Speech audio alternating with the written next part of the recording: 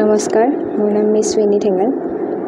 মই বেষ্ট একাডেমিত পঢ়িছিলোঁ high secondary first year second year Bokakhat. আৰু তাৰপিছত আমাৰ ইয়াতে ইণ্টাৰভিউ হৈছিলে, এইটো কি বুলি কয় ছুপাৰ 30 কাৰণে। তাৰপৰা ছুপাৰ 30ত চিলেক্ট হ'লোঁ, ছুপাৰ 30ত গ'লোঁ। তাতো বহুত ছাপোৰ্ট পালোঁ, ইয়াৰ পৰাও বহুত ছাপোৰ্ট পাইছিলোঁ। মোক মাজে মাজে ফোন কৰি বা মেছেজ কৰি হ'লেও, মানে ফোন নিদিয়ে তাত, কিন্তু কেতিয়াবা এনেকৈ কিবা অকেজনেলি কেতিয়াবা দিয়ে ফোন, আৰু তাত অফিচৰ পৰা কেতিয়াবা ফোন কৰিবলৈ দিয়ে। তেতিয়া মই মোৰ টিচাৰ্ছ, বেষ্ট একাডেমিৰ টিচাৰ্ছসকলকো ফোন কৰোঁ।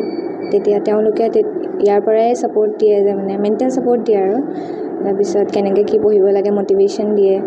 আৰু তাতো ছুপাৰ 30টো তেওঁলোক গোটেইকেইজন ফেকাল্টিয়ে মানে বহুত ছাপোৰ্টিভ, আৰু মানে তেওঁলোকৰ ছাপোৰ্ট মানে বহুত ভালকৈ দিয়ে। আৰু কাট কৰকচোন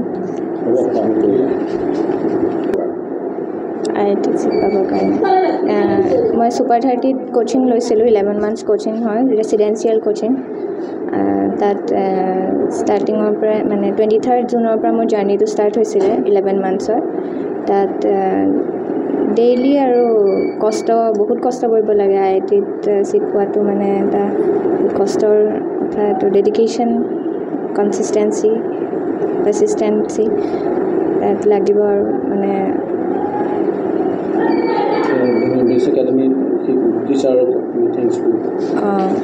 বেষ্ট একাডেমিৰ টিচাৰ্ছসকলে মোক ফাৰ্ষ্ট ইয়েৰৰ পৰাই বহুত ছাপোৰ্ট কৰিছিলে। যিহেতু মোৰ দাদাও ইয়াত পঢ়িছিলে, সেইটো কাৰণে মই এডিশ্যনেল ছাপোৰ্টো পোৱা নিচিনা। মানে টিচাৰ্ছসকলে মোক আগৰ পৰাই চিনি পাইছিলে যে মানে দাদাৰ ভণ্টি বুলি। তাৰপিছত তেওঁলোকে মোক বহুত ছাপোৰ্ট কৰিছে। ফিজিক্স হওক, মেথছ হওক, কেমিষ্ট্ৰি হওক, তেওঁলোকে মোক সদায় ছাপোৰ্ট কৰিছিলে। যিকোনো কথাতেই মানে কিবা সৰু ডাউট এটা থাকিলেও তেওঁলোকে বহুত ধুনীয়াকৈ বুজাই কৰি দিছিলে। মোৰ সৰুপথাৰ পদুমণি।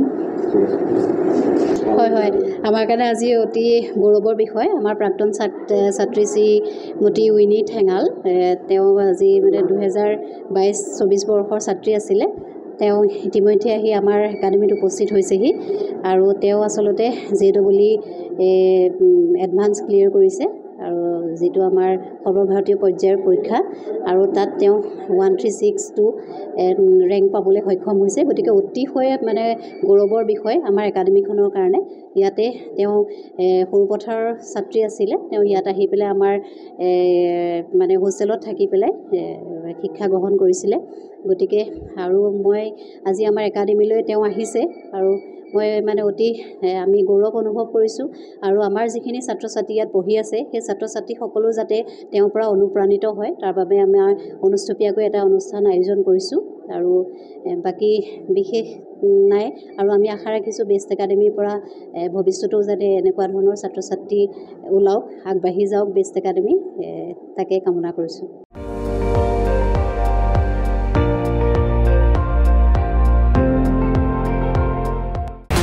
আপুনি চাই আছে ND24 সৰ্বশ্ৰেষ্ঠ নহয় সৰ্বোত্তমৰ দৌৰত